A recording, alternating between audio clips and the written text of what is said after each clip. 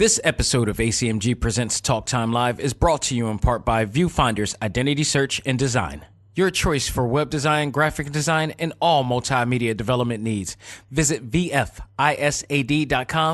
and let us bring your vision to reality. Hi guys, this is Ruben Langdon. You're listening to A.C.M.G. Presents Talk Time Live. Shoryuken! Welcome to the show that gives you all the news, views, and opinions in the world of gaming. This is A.C.M.G. Presents Talk Time Live Extras Select Start with your host, Xavier Josiah. Power up and game on.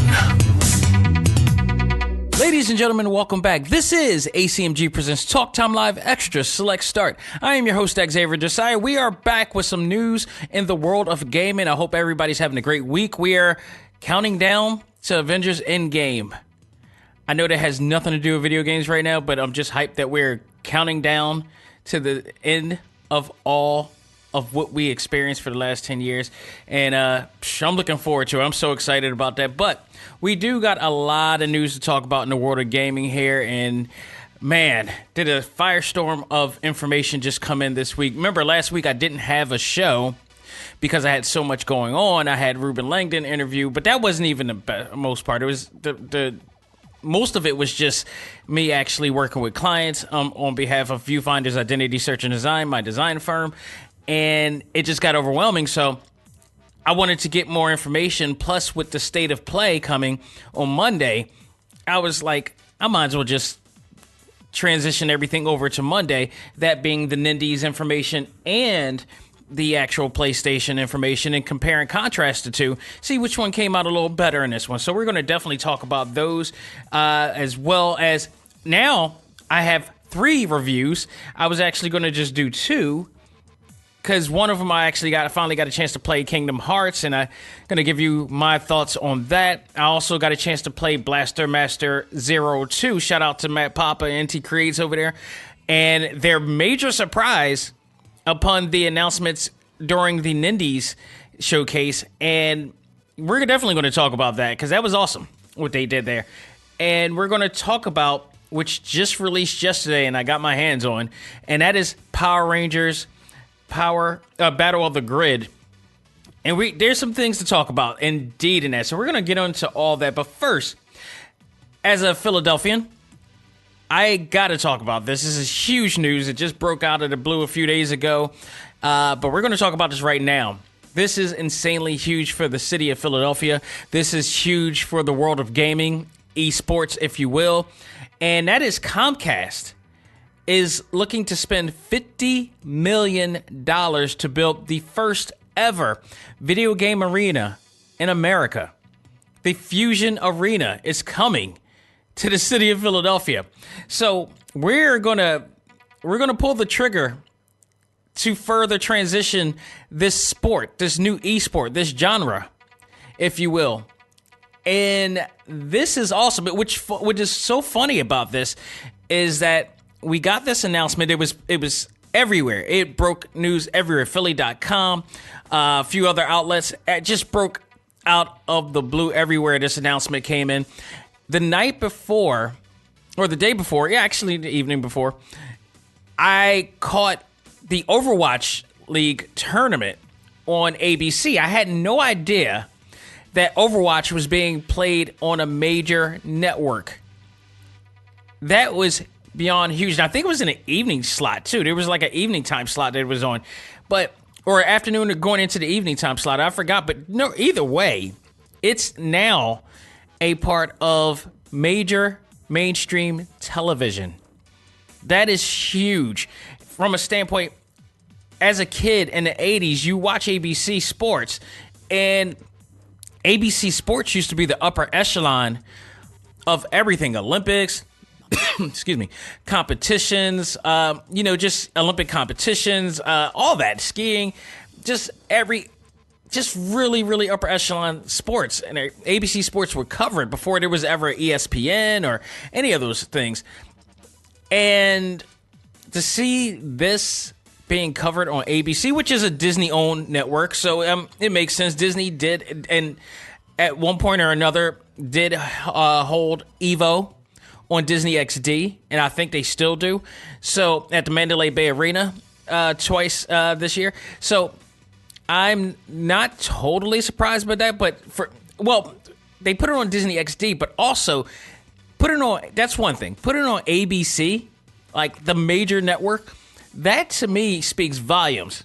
In the same fashion as how anime is now becoming a mainstream genre. And I definitely attest to that, because one of the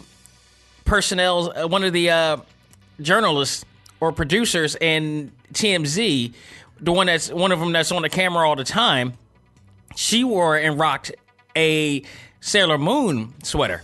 Now, this girl is like a volley girl, posh type of girl. And I forgot her name. I really hate the fact I forgot her name, because I love watching TMZ and I love virtually everybody on that show. But she was rocking like a Sailor Moon deal. And I don't know if that has anything to do with Brie Larson just admitting that she was into anime and she was inspired by Sailor Moon. But I thought that was great as well. But now we're seeing so much more embracing of these type of genres in video games. And this is a big one for them to have, not only just a video game arena, but for it to be the land here in Philadelphia. We're going to be the first ones to have this. Now, reports also say that this will be home to our E-League Overwatch team, which is the Philly Fusion, and which I believe is owned by Capcom or the Flyers. One of them, I forgot. I know each of these teams are owned by rather companies or actual owners of football or sports teams or whatever. So, which I think is awesome. They're also saying that this is going to hold up 3,500 seats, and will have its own parking lot. Now, the best part about this for me is that this platform that they're going to build is going to be around the Sports Center area in our area in South Philly. If any of you ever been to South Philly, we have a sports complex, center area where the Lincoln Financial Field is there, Citizens Bank Park is there, Wells Fargo Center, and what used to be the Spectrum over there. And now Comcast Live is there too. And now the Philly Fusion Arena will be there as well. That is beyond awesome. Not only just will it hold those competitions, but it could in fact hold other video game competitions as well. So I'm going to try my best to try to find somebody that I could talk to in regards to this, who may be involved in it and such. And this is a big deal. And here's another thing too. The minute that I actually posted this on the A.C.M.G Facebook group, there were a bunch of people that were saying that they were going to create teams and they were going to, put it together. My first thing that I had to ask, I had to be realistic about this, and I had to ask them, do you guys have a sponsor? Do you guys have, it's one of those things, it's like, yeah, let's do this. Let's do this. It's one of those things like when people watch TV, they see something that they want to do, but they have the misconception that it can happen in a snap. The only thing that can happen in a snap is Thanos and the Infinity Gauntlet at this case. And even that took forever to get to that point. But the realistic thing, the reality is that it takes time to build that. First of all, one of the biggest things that I believe that you have to do in order to get off the ground, to be noticed, to be recognized, is that you need to be a tremendously good gamer. And to be a gamer, you got to start beating people, taking names. And I mean, like, literally taking names. You want to get... you don't understand how many people over the years have inboxed me or DM me and with questions about endorsing or watching their video or, saying, check this out or whatever like that. And I'm like, and they didn't have that many followers yet, and they're trying to build. I'm like, and I told them, I absolutely told them, if you want to gain that notoriety, you want to get, it's the prison rule. You got to get the biggest dog in the yard and take him out. Or at least give him a great fight that make people like, whoa, this dude got something. You're not just going to be able to stream or Twitch or whatever like that and just go out of there and just play games and expect everybody to follow you unless you're doing something significantly awesome in there. But if you go in, if you get a chance to face a PG Punk, a Sonic Fox, if you will, or a Ninja, and you beat the living crap out of those guys, or you at least put up a tremendous fight, you're going to get that respect. You're going to get that notoriety. That's one of the things you're going to have to do. It's not just up and going to do. You really got to study. You really got to, because they've gone so far at this point that it's not just like an up and game type of thing. You got to have a real science to what you're doing at this case. If you're trying to go into like a fighting tournament, these guys are so well equipped of knowing how to fight. They got it down pat to the very animation and timing of the animation. You need to learn that. And this is why I loved Yu Suzuki, because I've mentioned this all the time. Virtual Fighter 5, or Virtual Fighter 4 and 5, was the greatest fighting game ever. One of them at best, but in particular, to the point that it had the training mode, which spawned the knowledge of all of these gamers right now of how to really keep an eye out on timing and animation. We didn't know anything about that type of fighting until really to that technical stance until we saw that. It wasn't really addressed the way that Yu Suzuki addressed it in Virtual Fighter 4 and 5. That is, nobody can tell me any different. Because no other game, no other fighting game had such an intricate training mode in detail to minute detail than what Yu Suzuki has done.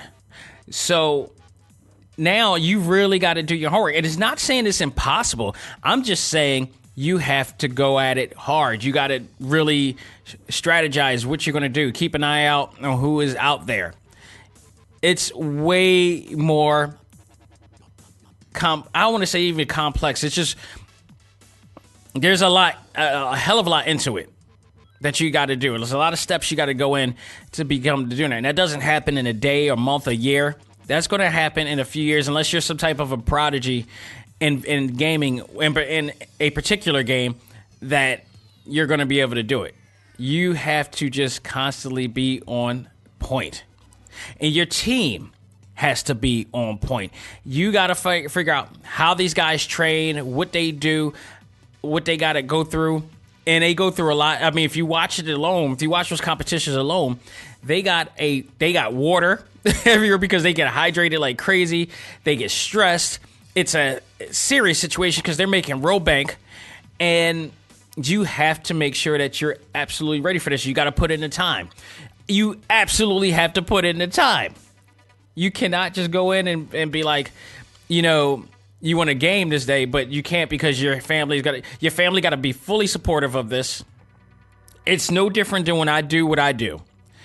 My wife is fully on board with what I do, and fully for it as much as I am with what she's doing.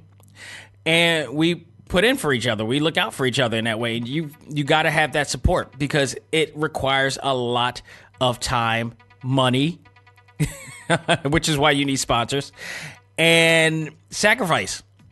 This is sports. Like any other sport, there's going to be all that involved. And you gotta go for it, man. You gotta go for it, but you gotta go at it right. So, I mean, that's all I gotta say about that. But I'm looking forward to this. I am so looking forward to this arena when it comes in. And I don't know how long it's going to take for this to come in. It's a 3,500 seat building. So I'm hoping it doesn't really take but so long to do. Put together. It really probably because of the quantity and capacity. I really don't expect it to be that long. But we'll see. It's going to be awesome. It's going to be awesome. Philly is having yet another milestone once again. So, all right, let's get to the Nindies showcase and my thoughts of that. Overall, it was okay. This wasn't their best showcase. And comparison to the Nintendo Direct showcases, which are different, those are showing exclusive deals as opposed to actually independent games. This is strictly for independent games. And the independent games that I saw were, some of them are okay, but only a few stuck out at me. One in particular amazed me because it came out the day of, so the day of the announcement, so it was awesome.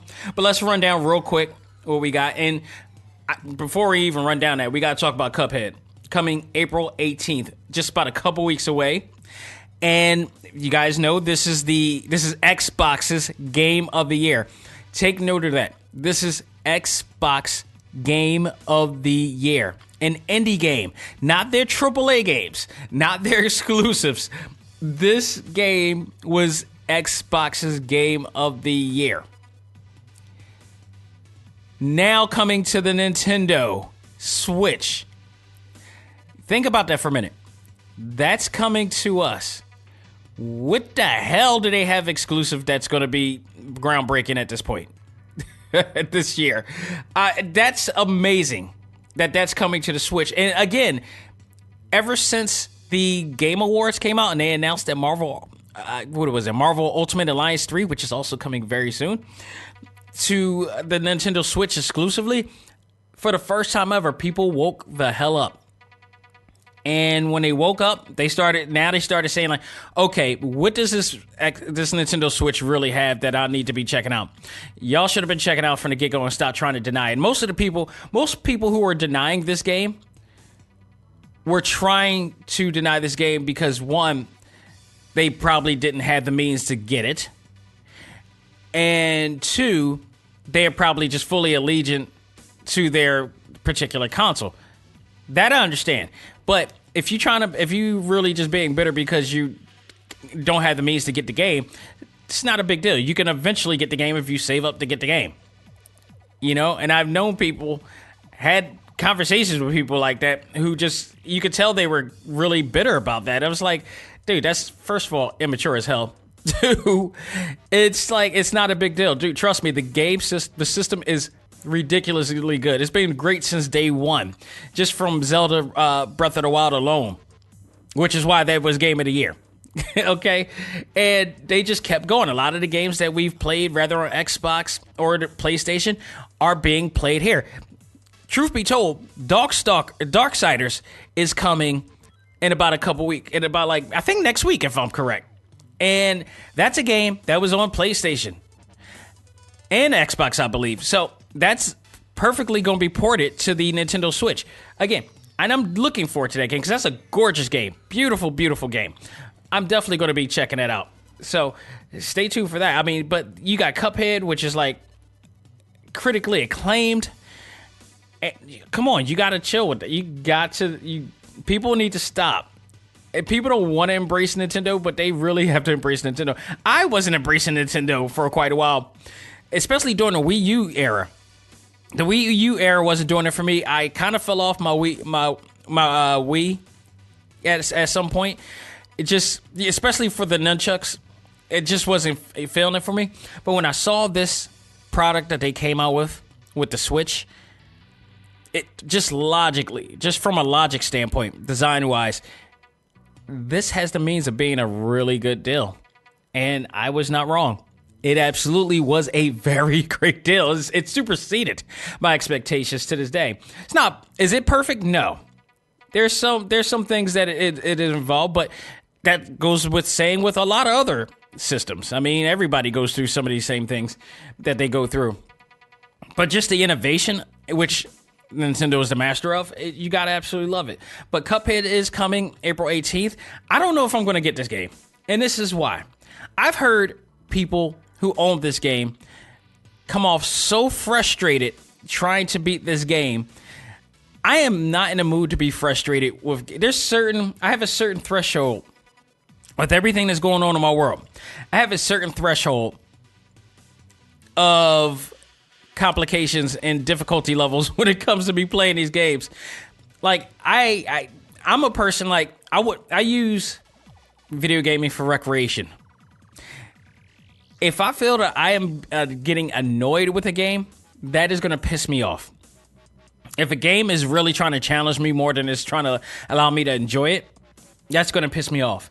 What I want why I want to play this game is because of how gorgeous it is and the fact that it's really paying homage to 1930s and 40s and 50s animation or whatever era that is that they have when they're. But it's the old style animation that you love. That's the lore. The fact that it's hard as hell to play is the deal. You know, I'm a little skeptical about that. I'm a little bit torn with that. So I don't know if I'm gonna get it, but I am glad that it's coming for those who absolutely wanted to play it but don't own an Xbox. Now you got the chance to do it. And this may not be the last Xbox exclusive that will be coming to the Nintendo Switch with Xbox Live coming and everything. There may be some more titles coming soon from what reports have been saying. So we'll see about that. Other games. Overland is coming fall 2019. My Friend Pedro is coming this year. NeoCab, which is a very weird Uber driving simulator, coming 2019. I saw this, watched the trailer, and I'm like, am I the only one that doesn't see that this is an Uber driving simulation? And it's a story where I guess, for what I remember, this is a story where the driver is trying to find somebody that they know and save them from somebody that's trying to, go after this person. But in between all this, they're getting Uber, notifications. So they got to take these notifications and drive with these different people, maybe to get a lead into where this person is at. That's too weird. I almost feel like this is one of those things like Uber or Lyft is secretly financing this game to try to lure people to become Uber drivers. So I don't know. It's pretty weird and interesting, but we'll see. NeoCab is coming in 2019. Darkwood coming May 2019. Katana Zero. This was one of the games that caught my eye. This game, awesome. Like a kind of an, Metroid, Castlevania, like, mapped out, world stages. And you're a ninja that's just assassinating all of these guys, stealth-wise or whatever. The really interesting part about this is that at the end of your mission, you go in to a therapist or a psychiatrist, and the therapist or psychiatrist, or I think it's a psychiatrist, provides you with some medicine or something to get you back in gear. And you talk with this therapist. This is really crazy. So that is also coming as well. There's another game that I didn't add to this list too that is being advertised right now for PlayStation and Nintendo Switch, Cyber Shadow. I am so excited about that. It's like Ninja Gaiden. It's like the NES Ninja Gaiden, but turned up times 10. Like, there's some really cool things that this game is going to be doing that's going to be very Ninja Gaiden NES-like, but it's going to be doing a lot more. Like, this guy has cyber arms. He is a ninja. He's going to have a motorcycle. He's got some ninjutsu moves and some spiritual, powers or whatever. Like, it looks really awesome. So I'm looking forward to that. They didn't give a release date for that on that, and it wasn't a part of the state of play or any of those things. It just popped up yesterday, in fact. So be on the lookout for that. That looks awesome. Creatures in the Wall, coming summer 2019. Bloodroots coming summer 2019. Pine coming to August 2019. Super Crate Box is coming April 2019. Nuclear Throne is available now. So if you guys don't know, you guys can go out there and get that one. Ultra Bugs is coming 2019. Swim Sanity coming summer of 2019. Blaster Master Zero is available now, and again, I will be reviewing that on this episode, so stay tuned. Another big surprise, actually, two really big surprises that came out of this. One, Stranger Things 3. Now, this is awesome because Stranger Things, believe 1 and 2 are out on mobile, and they never came out to a platform, if I'm correct.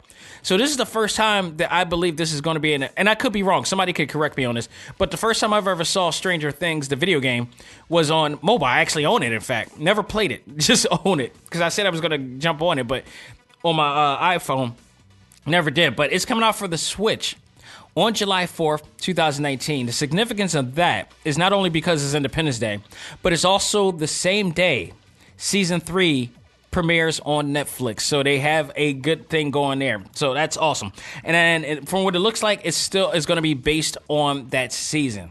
So it is going to be really interesting to see them do that. And it's like an old school, like, I guess, strategy play. I really haven't jumped on it to check it out, but it's a really popular game, within gamers, so that and fans of the series. So I do like the fact that they're going to be on a Switch now, and you'll be able to not have to use or rely on touchscreen, controls in order to do it this time. So the last one that was really awesome, Cadence of Hyrule, coming 2019. Cadence of Hyrule. I mean, pretty much you get the gist of this. This is based on the Crypt of Necrodancer, which is like a follow-up to it. And this one is going to include Link and Zelda.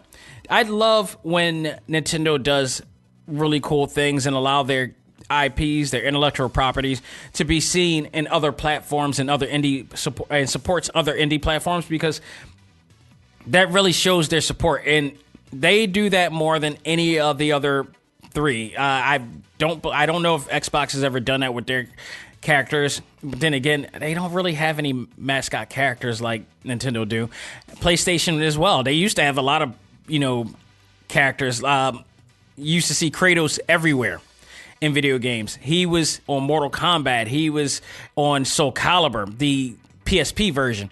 He was on so many different. I think Kratos had more cameos for PlayStation than almost any other character that they've ever had.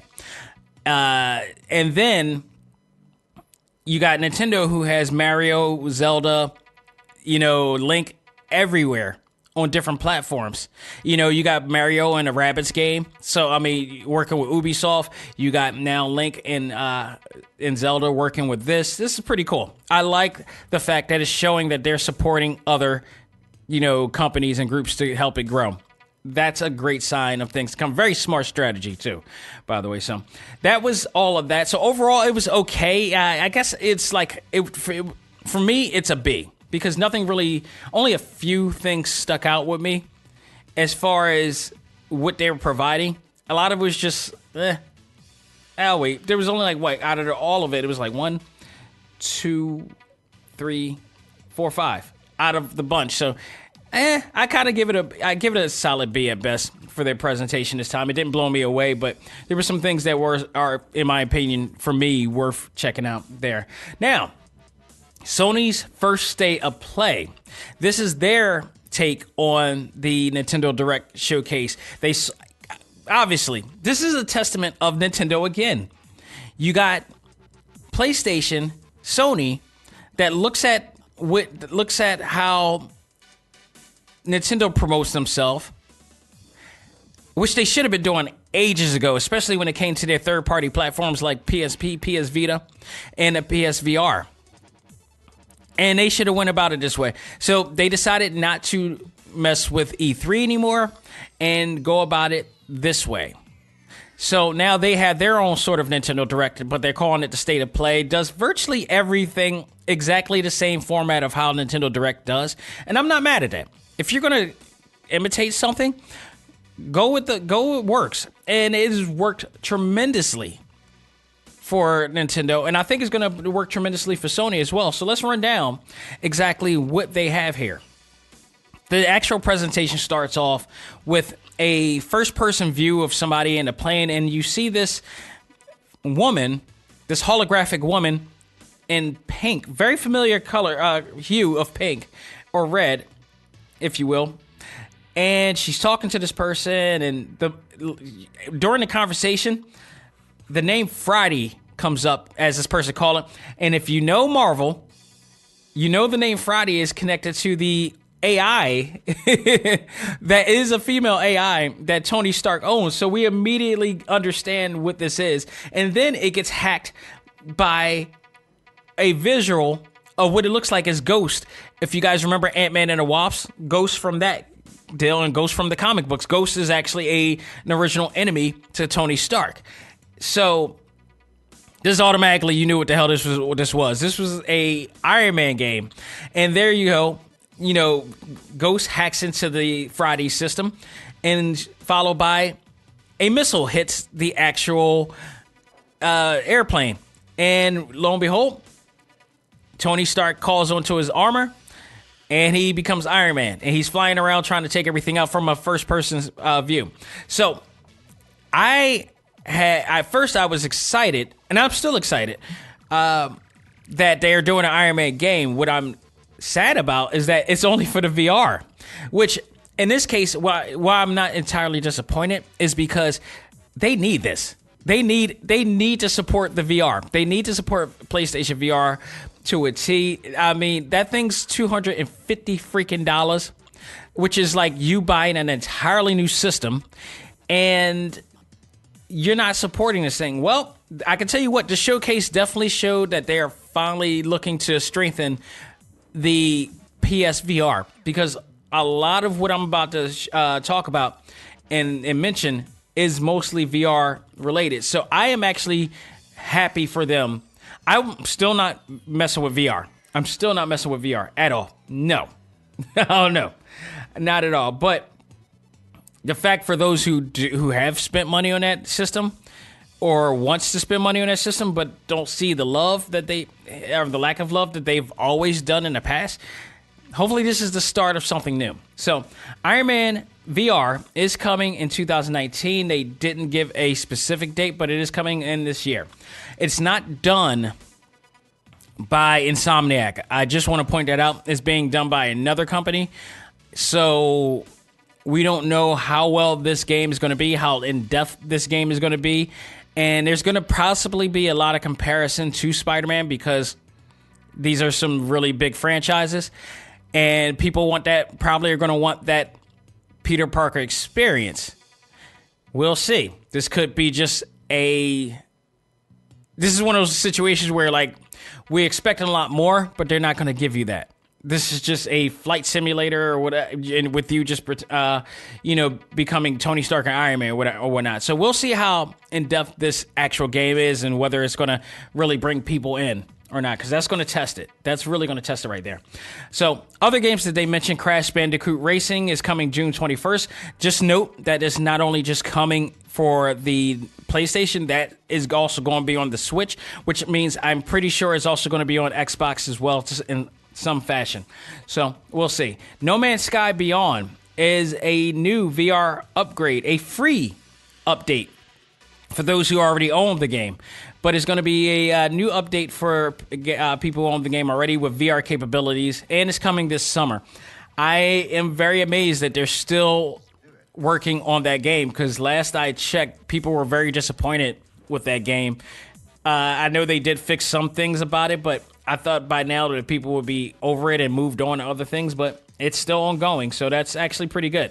So hopefully they get their money's worth with that. But again, the update for this No Man's Sky Beyond is free for those who've already owned the game. It will be a charge for those who don't have it. So Ready Set Heroes, a multiplayer dungeon crawler / arena battle coming 2019. This was pretty cool. So it's pretty much like a dungeon crawler, Zelda type of thing, but it leads into a point. It's multiplayer because there are a bunch of people and they're separate dungeons. And eventually everybody's going to reach to a center point together. And once all of them reach the center point, they're going to have to battle each other. And depending on how you get through your dungeon, your particular dungeon, your specific dungeon, or how fast you get it, depends on how strong and powerful you will become once you get to that center point and start the arena battle against your opponents. So I actually like that concept, and I'm looking forward to seeing more from that. Hopefully, it's not all multiplayer, because I would love for it to be a single-player experience as well, but this looks like they're aiming this strictly for multiplayer, maybe possibly online only deal, but that's coming in 2019. No specific date on that. London Studios is doing a new VR game called Blood and Truth, which is coming May 28th. Then it shows a horde of different indie VR games coming soon to PSVR. So this is great. This is absolutely great that they're doing a lot of this in support of the system. I'm all for this because I think the consumer base that invested in that VR deserves to have a selection of games to play VR. It's just ridiculous that they don't have it. Observation is coming on May 21st.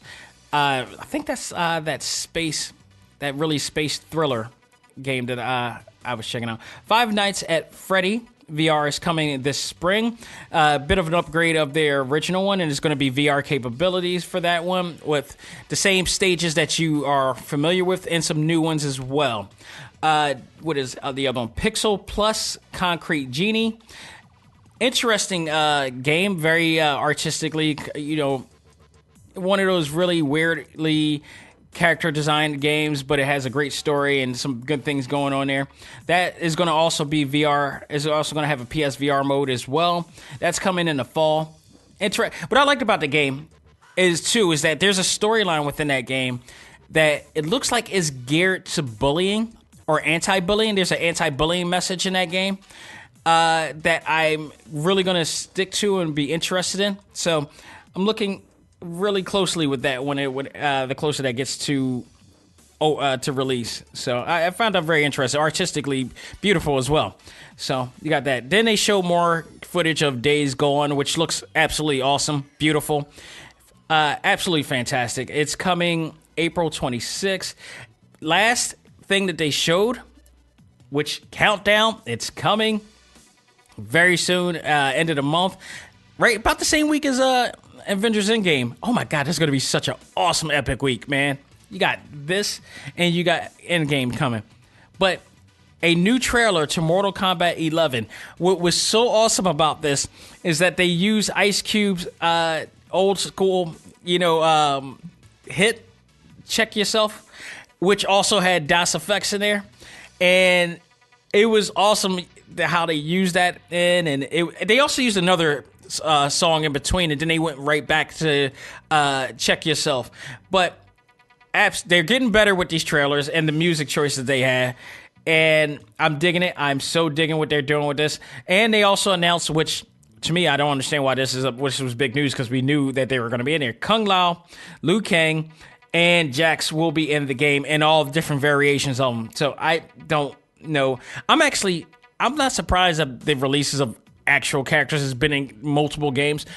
I'm interested in new characters, and I'm interested in the special guest characters that they're going to have this time. They are really hiding this to a T. Again, the game is coming out April 23rd.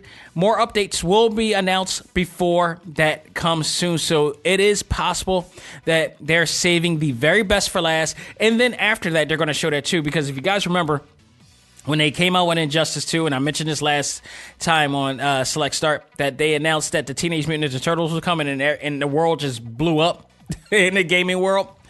God, that was such a great reveal. That had to be one of the best game reveals of an exclusive character I've ever heard. I mean, the reaction that you saw in the E-League show 12 midnight when they released it, and that trailer that they did where you had no idea who these people were, and they were in trench coats, and the minute that they revealed themselves to be the Turtles, I know I went crazy. I literally woke people up that night. I remember that. But watching it, and you could go on YouTube. I'm pretty sure you could go on YouTube because it's there. And you saw the reaction from fans and gamers when they released that.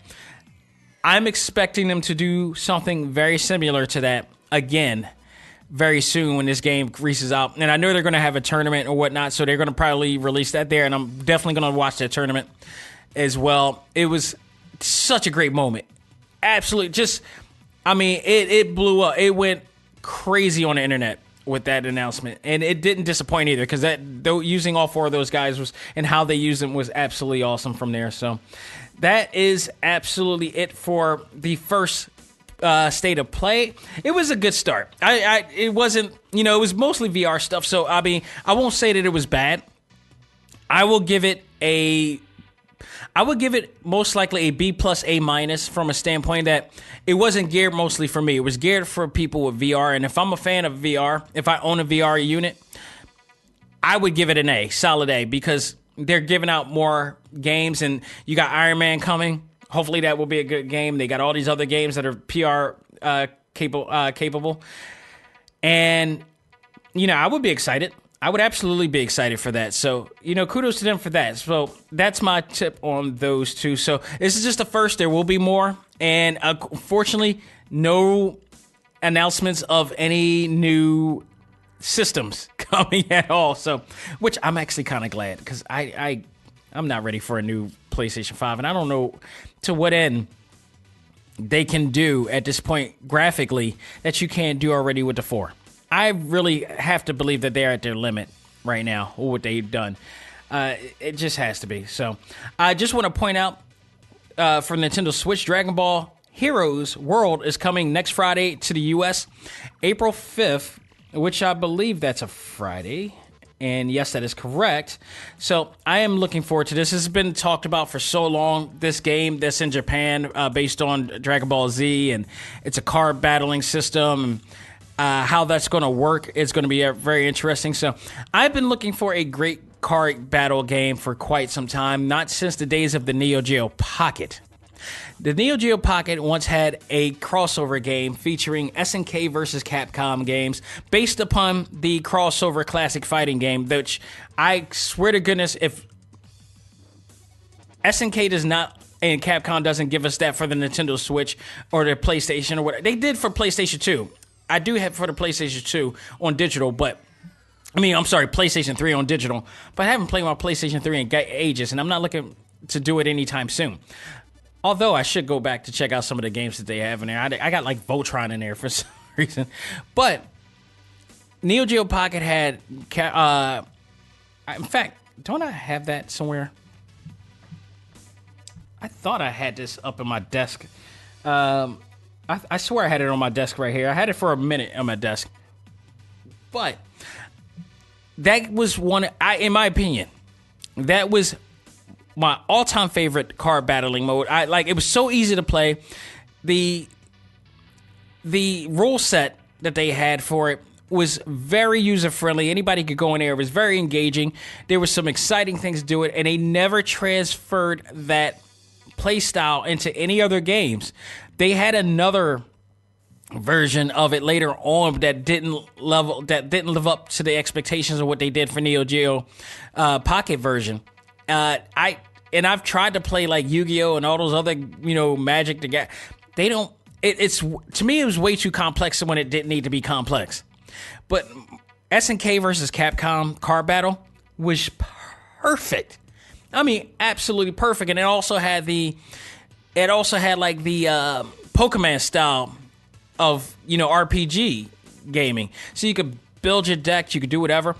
It looks like Dragon Ball Heroes World is looking to do the same thing. They have a story mode. They got a new character. You going around, battling people using those cards. The thing that's interesting to me is the visual of this game, and to me, it looks like a remastered version of the Nintendo game in Japan, like a 3DS version. And I do believe that they had 3DS versions of Dragon Ball Heroes. In fact, I was going to actually try to get it for the 3DS, but it was a Japanese port, and the cartridges that they have for the Japanese port are shaped differently because they're regions coded.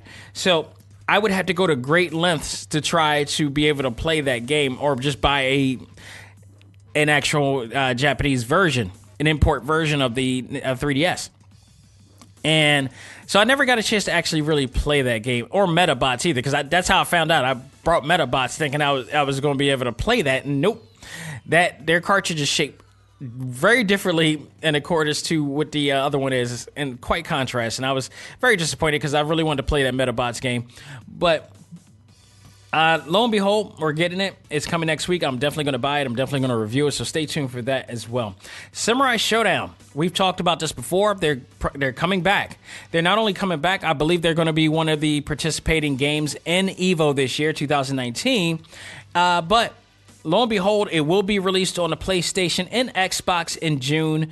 And there is going to be one for the Switch and PC, but it's going to be towards the fourth quarter, which is like the fall, winter season, pretty much. And I'm not mad at that, because anything that they need to do to get the bugs out or whatever like that, and at least they're telling us. At least this is not going to be a case, and I pray Mortal Kombat 11 doesn't do the same thing. I hope they got everything in gear when they release the same day on the Switch. Because if you guys remember my constant rant, week by week rant about 2K games and how it was supposed to come out with WWE 2K18 the same day as everybody else, and then all of a sudden there was these problems, and they were not letting people know what these problems were or why it wasn't just coming out, and all these people pre-ordered and wondering when the hell these coming out, and then they came out with this game and it was half-ass done, and they were denying that it was half-ass done, and it was clearly not finished. And then they all of a sudden they give out all these patches and all this stuff, and it plays better than it has, but not completely what it should be playing, or it should be playing. So, and then all of a sudden they come out with 2019, they do tremendous, but they're not coming out with the Switch version because they screwed up. So, and I hope someday that they do come back out for the Switch, because at this point in time, 2K Games is a failure in the world of Nintendo Switch, from a standpoint that they have, in fact, what it was considered the worst game ever to come out on a Switch. They need to redeem themselves with that, but I digress. I'm hoping that Samurai Showdown comes out just as great, and I believe it will be, because I don't think that game is going to require so much memory capacity for it to, be anyway good. If we look at what Arc System Works did with Dragon Ball FighterZ, and it's only 6 gigs, a little over 6 gigs, man, if anybody messes that up, and with a fighting game, and you see what they did with that, you shouldn't be doing it anymore. And S&K they're legends in the fighting game world, so I'm looking forward to seeing what they do and how they do it. And the game looks phenomenal. It looks a hell of a lot like Street Fighter. There's a lot of things in that game that looks very much like Street Fighter 5. And how it plays and how it looks, just presentation-wise and all. So I'm looking forward to that indeed. So last bit of news before I go into my reviews is that Nintendo Switch is set to release 2 new models on their console in 2019. Now, this is interesting. The Wall Street Journal has reported that Nintendo is set to release 2 cheaper versions of their system with fewer features, much like the 2DS. So they're going to do that, make it easier for people to grab and play. I don't know if that means that they're just going to be doing a port-only version, which I'm totally down with. Because, right now, the Nintendo Switch, you can actually port it onto the TV and do it on portable. But if they have just a portable version, I'm down with it, because I never really port my system. So I'll be down to get another one. I don't know what features that they're going to have, but that's still up for debate. It is said that this is a means to finally phase out the Nintendo 3DS. And you know what? I'm not mad at that. The 3DS has lasted so long and has been supported for so long, and such a great library. I mean, it doesn't mean that they should stop selling them or just stop producing new games.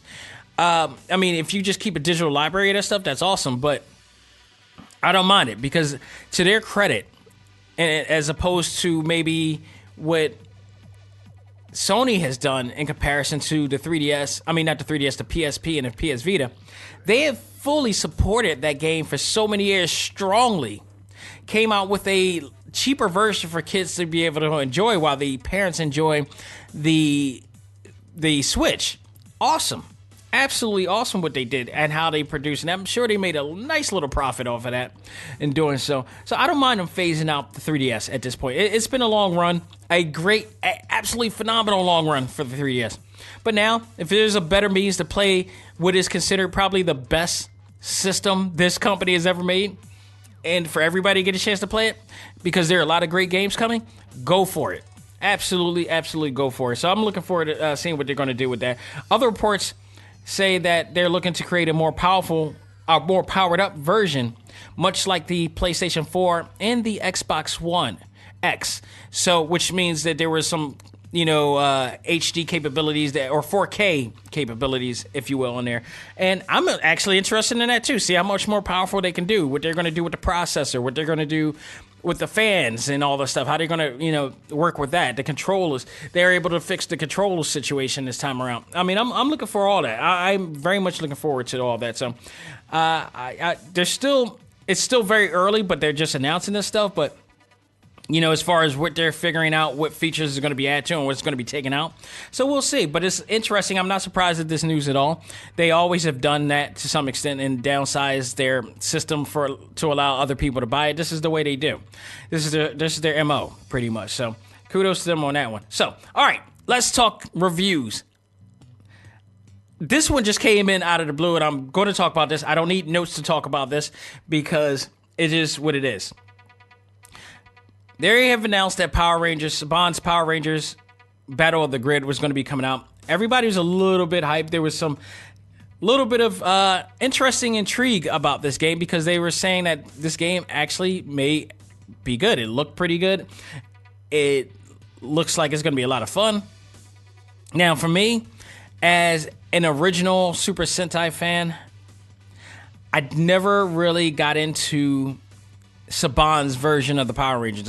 I discovered the Power Rangers from tape trading in Japan. And what the difference is, reason why I like them over the Saban version, which is the American version, with the exception of Jason David Frank. Tommy's the only thing that I actually really liked about the whole entire series. But and the exception, I'll take another nod to the movie, too. I actually did like the movie version and the bootleg version that they came out with Jason Vanderbeek from a while back. But the reason why I did not like it because they made it so cheesy and cartoony and campy. It was supposed to be for kids. But if you watch the Japan version, there was some really cool stuff. And you still watch the Japan versions of these shows because they're still airing these things. They are a lot better at making them come off a little bit more serious, a little bit more dramatic. Some really good moments, theatrical. The music was a lot more theatrical based. And I love the way they produced and created those shows. But you bring them here and you have Bulk and Skull and all those campy, crappy dudes. I couldn't get down with it. It's kind of like how people complain about WWE and how corny and crappy and cartoony they are. And then you got all these other ones like New Japan Pro Wrestling, Ring of Honor, which is much better. It's like, all right, I'm skip out on that. I'm just gonna watch the better versions there. So that is my situation with that. But I was intrigued. It was $19.99. Decided to check it out. So here's my take on it. This game has a great amount of potential to be a lot of fun.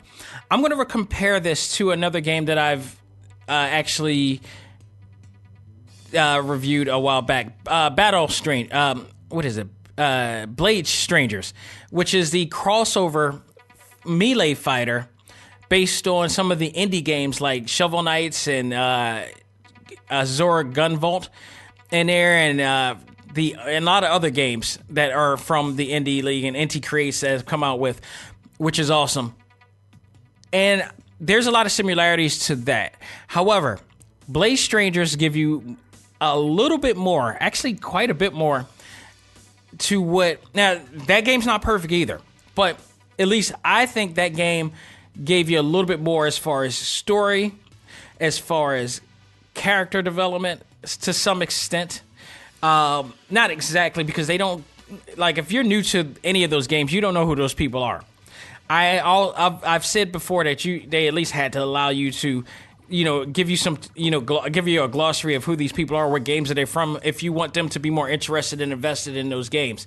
That was the one downfall I had, one of the biggest downfalls I had in that game right there. But the playability was that of like Super Smash Brothers, and that's where they pretty much went with, and it's good. It's pretty good. I didn't mind it. I just wish they had another, two different control styles with that for those who want to play it in a sense a little bit more technical, if you will. But with that said, it was a pretty good game. This could be as good as that. But now visually it looks great. Visually it actually looks really stunning.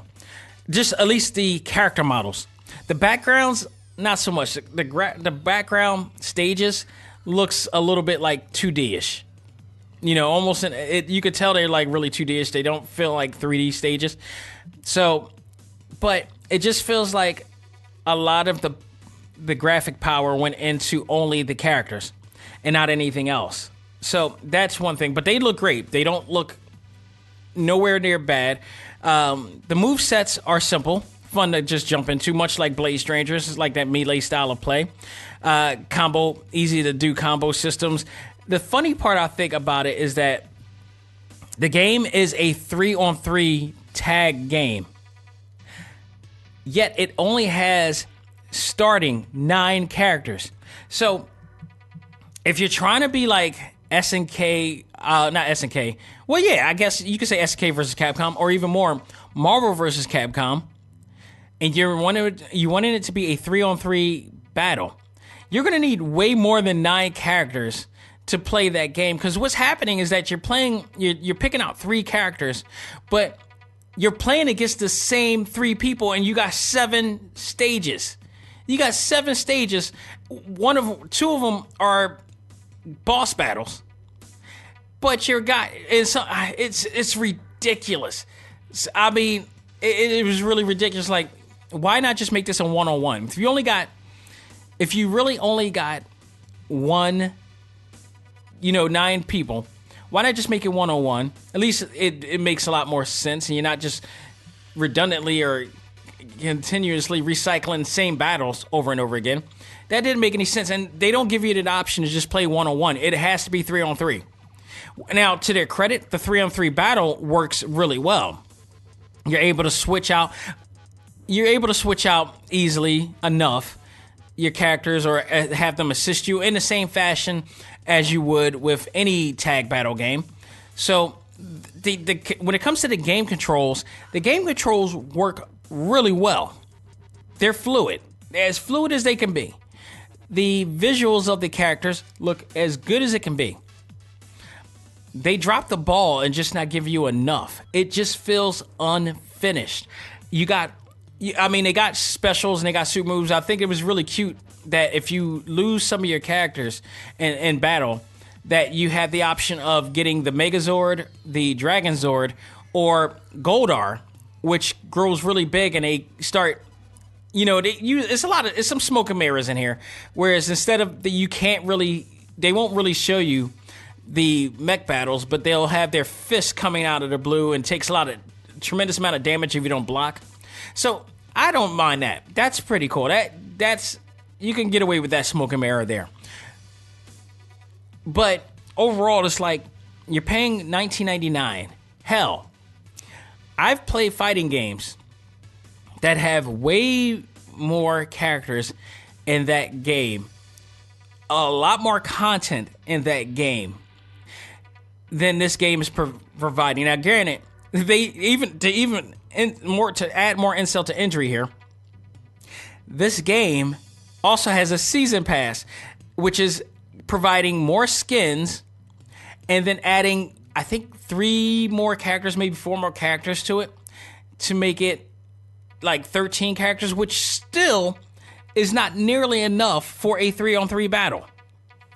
There is in the arcade mode, there is somewhat of a story mode when you reach to the end. There's some dialogue in it, but it's like there's nothing. The biggest pet peeve for me, being a fighting game fan, is to play a fighting game and there's no ending. There's no real ending to the game. You don't know the fate of each game. Now, here they have, in this game, some beautiful illustrations, I think from the actual comic book that they have out right now. Some beautiful illustrations. You mean to tell me that they could not even add illustrated endings for each character that wins and beats the game? Are you serious? Like, this to me came off like a glorified cash cow mobile game than an actual fighting game with some merit and content to it. And if you read all of the comments on Facebook for this game, there are a lot of people rather disappointed at the fact that there's lack of content in this game, or there's also issues that they were having where people couldn't get access to the game, which I don't know. I got access to the game easily when I downloaded it and invested in it. And it's weird because it's hard for me to say that this is a bad game because it plays really well. It looks pretty good, fairly good. It just feels so unfinished. It feels like a demo. We're paying a full price for a demo game. There are demo games out where you have this amount of people that you're able to play, before it gets to the real version. Like Dead or Alive has this amount of games, or other games have this amount of games. Like I could have used this money for other games and got a way better experience. I've paid $20 for way better experiences with other games than this. I think if they don't fix this issue and add way more content than what they're providing in their $15 season pass, this is an utter failure. This is an unfinished game with the potential of it being a really fun title for casual fans and hardcore fans of this genre, of this series, of the Power Rangers series. Like, if you're a Power Rangers fan, even you gotta be upset because there's so many different Power Rangers out there. There are tons of different Power Rangers out there. There's a mobile game version of this game, not of this game, but there's a mobile version Power Rangers game that I guarantee you, I believe, has way more characters in that game than this does. This is absolutely, they should be ashamed of themselves for what they have added to this game. Because within it, and the part that's irritating, this game actually is quite fun to play. They just don't give you enough for the amount of money that they're asking for. So if I were you, if I was a Power Ranger fan, I would hold off for this game because it just does not give you enough of what you deserve as a Power Rangers fan. You got so many different Power Rangers ranging from so many different seasons and so many different versions. They pick only 9 with the promise of maybe 3 or 4 more, plus some skins. And that's your entire experience. There are Japanese Super Sentai games that provide you way more. I own those games based on some really cool genre, some really cool series, like I forgot the Battleborgs and all that stuff. There's some really, really cool games out there that are like Dynasty Warrior games based on these genres and characters, these Super Sentai characters. Way better. Way better. And Nintendo Switch actually has, in Japan, they have 2 of them for the Switch right now. This right here is exactly the reason why I don't like Saban. Because they half-ass you with a full experience of a genre, of a series, of a franchise that is way better than it could be. This should not have been. This should not have been. If I give it a grade, at best, the only reason why I give this a C is because there is, within it, there's some potentially good fun in there. But after playing it for like 2 or 3 times, it gets old because you're not getting a different experience. Compare this to like Blaze Blue. You got so many different characters. You got so many different storylines. You got so many different dialogues going around. You got so many different endings. I would have even liked it if they skipped the 3D element, didn't make these 3D characters, put them into 2D sprites. I think that would have made it a lot better, and that would allow them to add way more characters and do much better things. Do it exactly what Blaze Strangers have done. And give us way more characters to do. That's all. I think they would have been better off having the people who did Blaze Strangers put this game together, because they would have gotten a lot more out of what they've done. This was a sad letdown from a game that could have been a great amount of fun for a franchise that is very well beloved. Like, can you think if Ninja Turtles came out with something like this, how disappointed fans would be to this extent? Oh, it would have been awful. Or if DC came out with something like this, it would have been absolutely awful.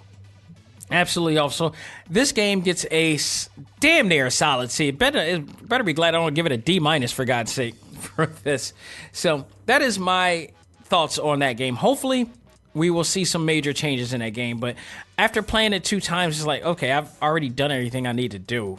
There's no point in me playing this game anymore for that. So what I can tell you, moving on to this game, Master Blaster 02. It's too hard to say it's actually anticipating, because nobody knew this was coming out until the Nintendo Nindies came out. Matt Papa, credit to you. You kept a really great secret, and that was a secret that you would not tell me. I'm actually glad, because I was way more excited for it, that it was actually a sequel to the game, because lo and behold, no joke, right before I watched this, I was actually playing the original Zero again and playing the Gunvault version of it. Now, again, you get a different experience playing with the DLC, and I'm praying that we get new DLC. I'm pretty sure we're going to get new DLC for this one too, but it's a lot of fun to play. I never played it when it was out in the original Nintendo, the original Master Blaster. I played it, but never really gotten invested in it. I've gotten way more invested in these versions, the Zero series, and Zero 2 does not disappoint at all. In fact, if you're one of those people who like to be challenged, or like the old school retro style of gaming, challenges that they give, this game is for you.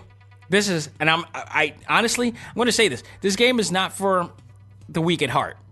And I say that because there is going to be some hard, challenging, frustrating parts in this game that are going to frustrate you. But for the most part, this game is a hell of a lot of fun to play. But you got to really be, you got to be hardcore. You got to have an endurance to play this game. There's what I love about this game so far is that there is a lot of different techniques, some blasters this time, some new additions to upgrades for your tank, which is awesome. The storyline now consists of new different MAs, which is the tank, which I believe is called Master Attackers, I believe, and I could be wrong on that because I don't have it in front of me. But there are other pilots to these tanks that Jason, which is the main character, is piloting around different universes. Now, based on what happened, the situations of the last game, his co-pilot actually was infected with a virus, and they're trying to find a way to, cure her of this virus and hopefully save her. But he has to go around different parts of the universe in order to find it. And by doing so, he's finding different pilots that have their own MA tanks, which is awesome because you get into these really cool new boss battles, including some actually giant, large-scale boss battles, which I thought were really cool, and some of them of which, one of them in particular has you teaming up with one of the pilots, the tank pilots in there, and it's hard, but if you keep sticking to it, you'll eventually beat it, and all the other modes that you'll beat as well. But I'm having a great time with this game. I like the fact that they started you off with a large assortment of blasters, almost like from what you saw from the original, but then you get more as you go along as well. So this game has a hell of a lot to offer. Same as before. What I love about this, the maps are great, easy to follow. Once you find the map, it helps you navigate through properly because you already got to go through hell to go through these things. So the fact that they have beakers and beacons to allow you to find what you need to find or what you're looking for, where the bosses are at, where the certain new upgrades are going to be at, that's awesome. I absolutely enjoy that part. That makes it a lot easier to go through, despite the fact that you're going to be going through challenges as well.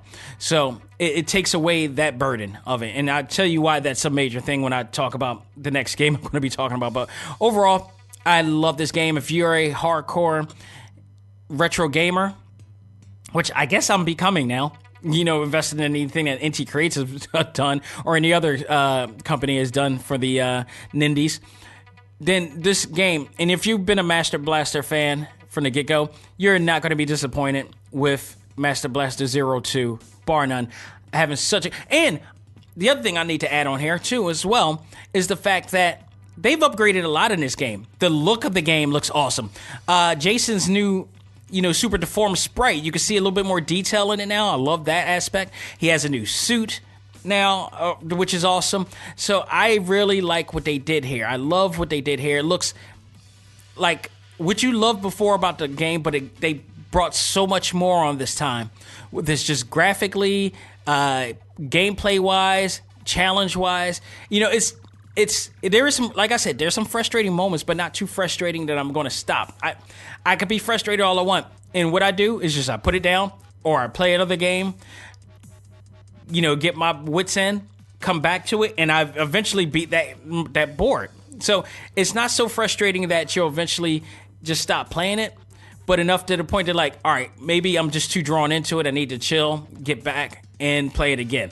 So, and that's exactly what I did. Absolutely enjoy the game. Kudos to them.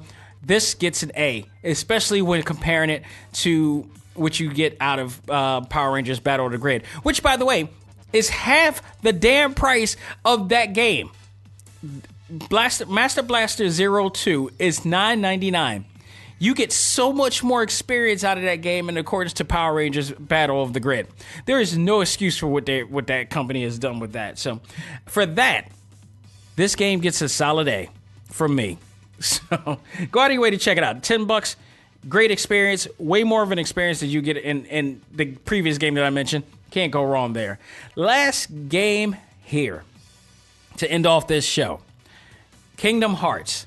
So what we have here is a game, and I'm getting my iPad here to get ready to get my notes because I had to write notes for this. I didn't write notes for everything else, but I had to write notes for this.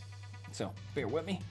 And what I have here is a game that, again, I've told you guys, I've been anticipating for so long in this game. Now, what pissed me off is that over the years of E3s, this game has not come.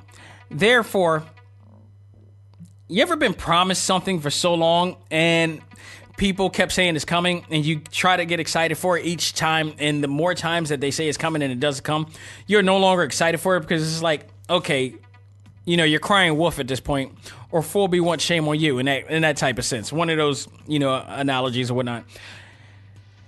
And that's how I felt about this. And I'm sure this is going to be a great game. This is going to be a fun game to play. Will I get excited at this point? And I don't know if I sabotage myself at this point, but after playing the game and after playing other games, Spider-Man, Kingdom Hearts, Yakuza, stuff like that, when I played those games, I was not only impressed with those games, they offered a lot. I was blown away at some of the things of the storyline aspects, of the character development aspects. I understood the character developments and the story developments of what's going on. I've understood all of that. But what I didn't get out of this, when I got into this game, from start to finish. If you watch Young Justice, you understand this and where I got this from. After watching and playing this game, and I completed this game all the way through. From start to finish, I was whelmed. Plain and simple. And there were people that were hyping this game up or trying to hype this game up to no end. There was no real buzz for this game because, and I think a lot of that played on to the fact that this game took forever to come out. And when you play this game now, you're looking at this game like, what took so long for this game to come out? What did they do in this game that made this game take forever to come out? I'm looking at this game like, all right, I compare this to Final Fantasy 15. Final Fantasy 15 took like about 10 years for it to come out, and there was a reason for that. When it finally came out, that game was awesome. That game still is awesome. I'm playing the pocket version of that game. That's how awesome that game is because I've already beaten the other one. That game provided so many new elements for newer fans of the Final Fantasy series, for casual gamers and hardcore gamers. It gave something for everybody. It had 2 different control styles. So, you know, for me who like Final Fantasy VII Crisis Core, and for those who like the old school turn-based battle, it did both. It gave you a different control scheme. It gave you a control scheme that was action-based and turn-based. Both of them are easy to follow and really, you know, easy to control. It gave you so many other really cool elements here to play, some other gameplay elements that I liked about it. Really great, a story that I could follow that didn't come off complex at all. And followed it also with a movie starring, I believe, Aaron Paul from Breaking Bad, that also gave you a little bit of a prelude to what's going to happen here. And it was awesome. Absolutely awesome. Overall, it was one of my favorite games of all time. It's on that list. And damn sure it's the top 5 of games of all time. Definitely my favorite Final Fantasy. That is my favorite Final Fantasy. I know people got their favorites of the bunch, but that's what it's for. Now everybody has a favorite. You know, 15 is mine. it's solely because of they cater to me for that. But when playing this game, and not just this game, but all the Kingdom Hearts games, they've always been a little bit complex. I won't say convoluted because there is some storyline in there. It's just so complex that you're trying to figure out what's going on and whatnot. And I'm not the only one that knew this. There has always been reviews and reports for years of this story being so complex. You just go with the flow because you're seeing Disney characters in there. And you're seeing in them collaborating with, anime-like characters or video game characters as well. So you kind of just let it go in that aspect, but they have such a complex storyline that is so hard to really put it all together. And I know that the game has a way to try to have you follow up to what's going on, but even still, you're left with like, okay, what the hell's going on here still? All right, they have Keyblades. They're trying to find the Kingdom Hearts. You get that. Okay. They're trying to fight Organization 13, which comes off a lot like the Akatsuki for some reason. And what's funny? I played this game and I looked at this game, and I know this game. I think this game was out before Naruto was ever created. So I know for a fact that they may have been out before, but I'm looking at this and I'm like, is there kind of a coincidence that Sora and Riku comes off a lot like Naruto and Sasuke, and Organization 13 really comes off like the Akatsuki? Just saying. Just putting it out there for you. But, and I do like Organization 13. They all look badass, and I love the leather hoods that they have. Like, I'm surprised nobody cosplayed as them yet. Such an easy cosplay to do, too. I would love to...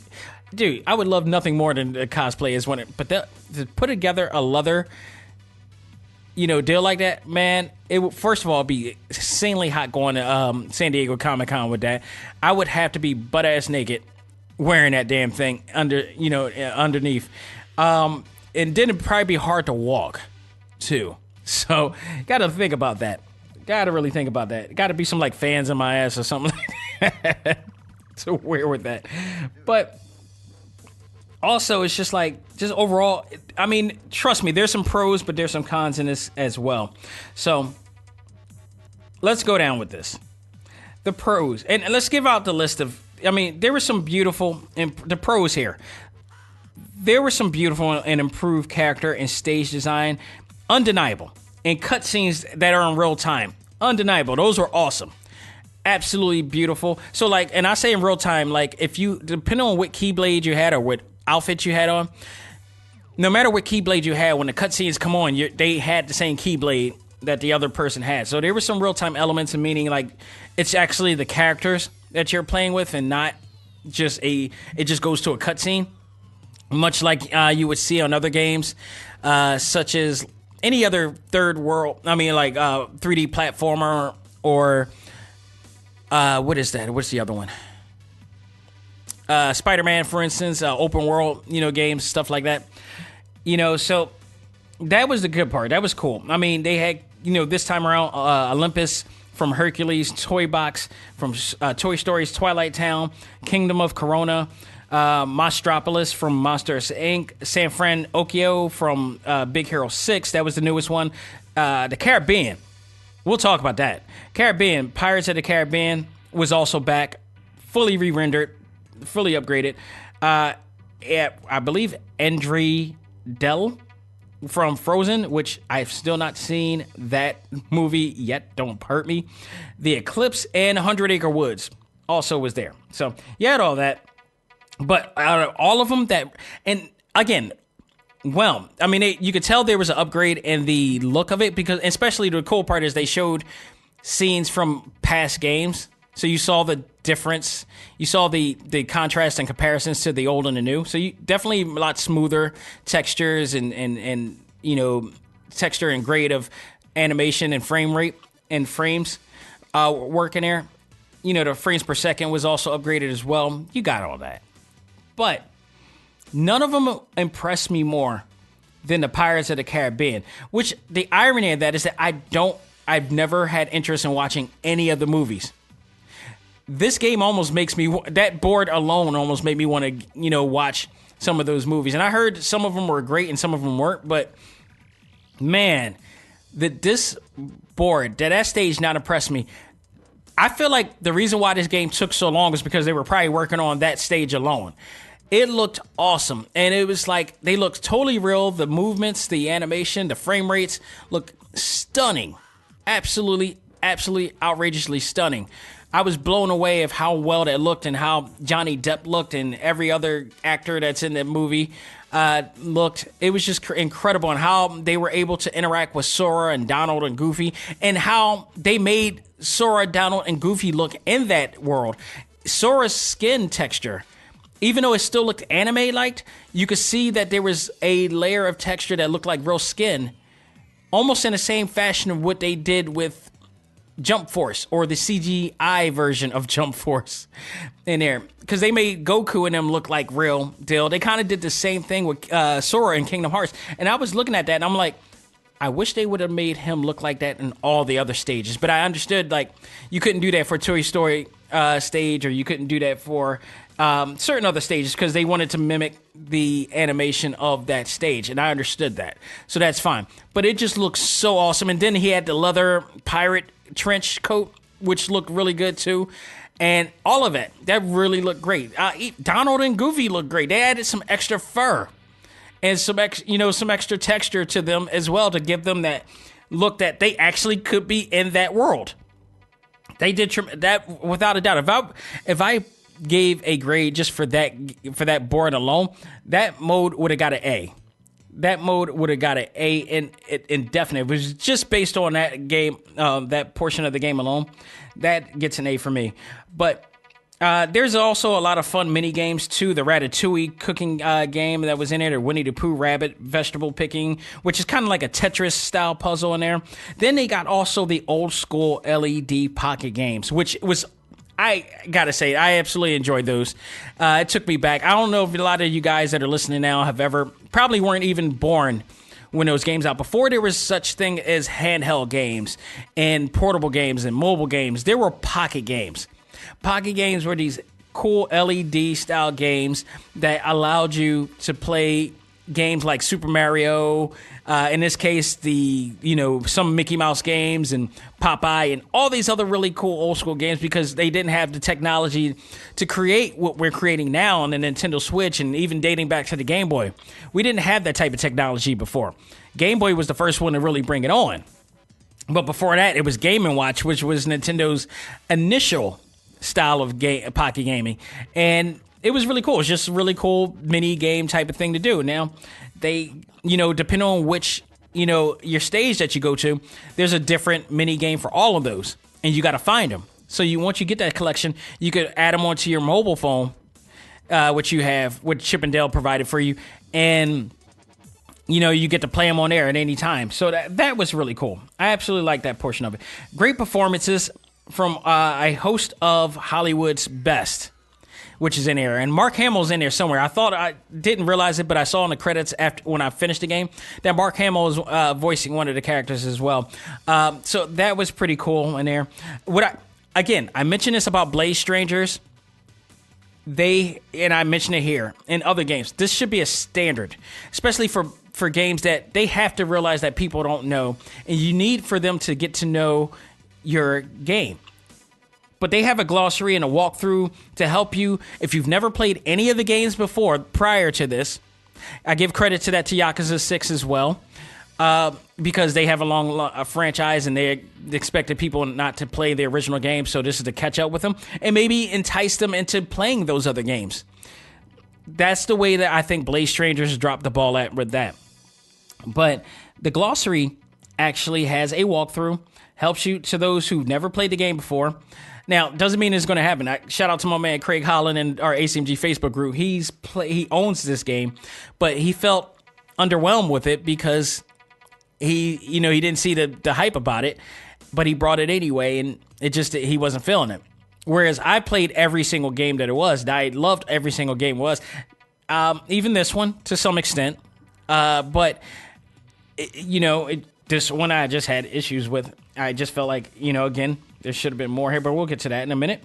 But seeing all your favorite Disney characters and from your favorite Disney movies, of course, that's always going to be a play. The new Keyblade form changes are also in Welcome Edition. That's the only different thing that I felt that they provided this game that really made it new was the game changes. And that's pretty much all the pros I have for that. Now, this is where I believe they kind of dropped the ball. The game, and overall, never really drew me into the worlds as much as it used to. At this point, I felt like it was more of the same thing. The storyline, as I mentioned before, is just way too complex to follow, especially if you're a casual fan. Craig, for God's sakes, I talked to him. He's never played any of the Kingdom Hearts games. He goes into this, and he felt overwhelmed at his experience because it was just like, what the hell is going on in this game? And how is it that it's so hard to follow? You could go into the first game and still find it hard to follow, too. But again, if you just play it for the aspect that you're teaming up with Mickey and Donald and Goofy and Merlin and all the other characters to stop fighting, the Organization 13, but still trying to figure out what the hell they're trying to do and why they're doing what they're doing, it gets crazy. And then in some cases, you get to one of the games, the 3DS version, or no, the 3DS version or the Game Boy or the PlayStation. It's one of the versions where there is another character that's connected to Sora, which is in this game, and they try to connect those two games together. It just doesn't come off as exciting at the end. Then we got the controls. The controls, which is the same controls they use in all of the games. Here, with the fact that they've taken so long to come out with this game, I would hope that they would have given you something new to add to this game. And they did with the Keyblade form change. But I think they should have went deeper with this. They could have gave us a whole new type of control scheme, because my biggest issue with this game is that it doesn't feel refreshed. It doesn't feel like we're doing anything new. They're not adding anything new to the aspect of how you're playing the game. They do have some new games, some new aspects of it when you level up and you're getting to a certain point. You get this gauge where it allows you to do sort of kind of a extreme power, which allows you to do what I thought was really funny and really cool in a sense. I'll give them credit for this. It opens up like carousels or a lot of the rides and type of things that you would see in Disney World. You're able to bring out as a power to take out the Heartless.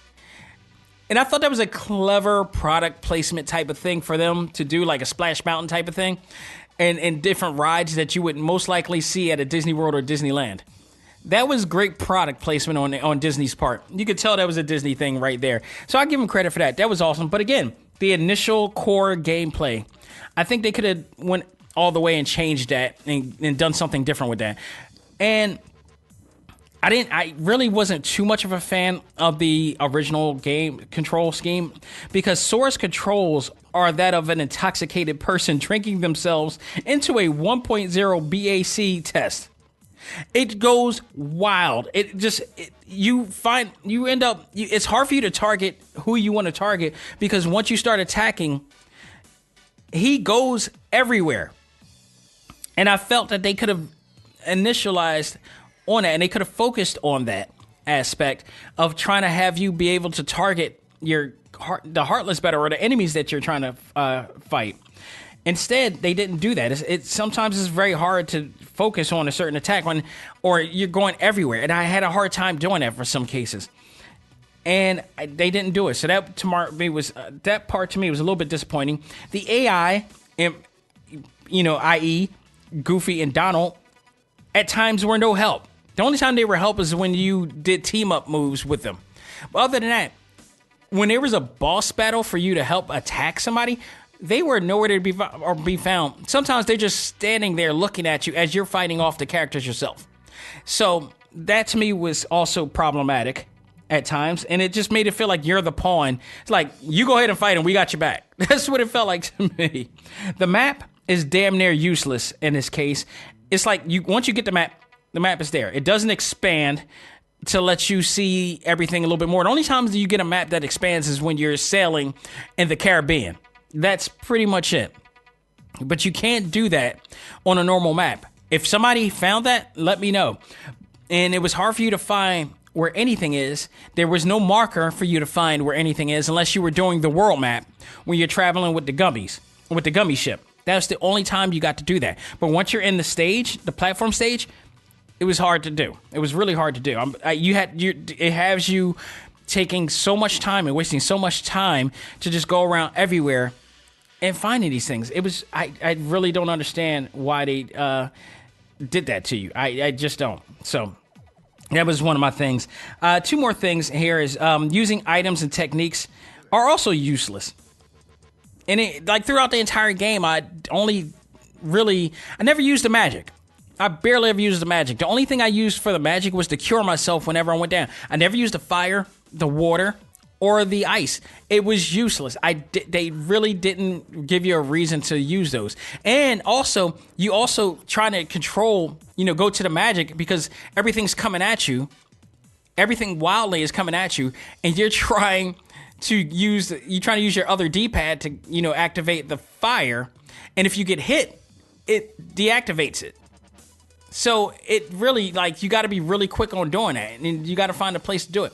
There was really no point for me to use it. I went through the entire game, 99% of the time, not ever using any of the elemental magic powers. I was just using whatever the actual, the Keyblades powers was doing. That's it. I didn't need to. It was useless. So that was the one thing. And the last thing is the inability to save anytime, anywhere in the game. There were times I needed to go up and do things, and I needed to stop the game, or I had to go and do some more things, and I didn't want my PlayStation to be powered up the entire time. If I stopped, I would have had to start over in that spot. So I had to find a save. Excuse me. I had to find a save point in order to actually save the game. That also is outdated. You have Spider-Man. You got Yakuza. You got all these other games where you could save the game at any time now. In all these other new platform games, where you could save the game at any point in the game and stop the game. Why does this game still have save points? I don't know. That's ridiculous. For this game to take this long to come out, and for it to give us this kind of a anticlimactic, underwhelming experience. And by the way, I just still don't know. I didn't understand the ending either. I got to go back and watch the ending and watch it, because it was okay, I thought some people died, but they didn't die. And then Sora's gone, but he's there, but he wasn't. I was stop trying to be too artistic and eccentric. Just tell us a simple story.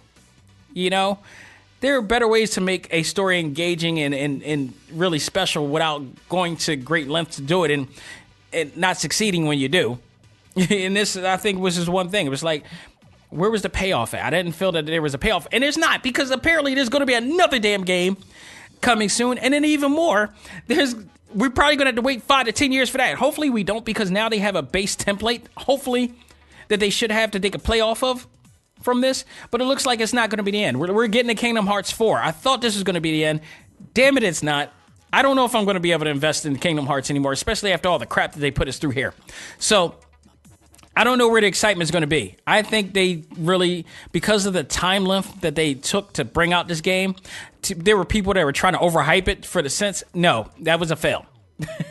This game, in my opinion, was underwhelming overall. And for that, but not to take any credit of the visual presentation of this game.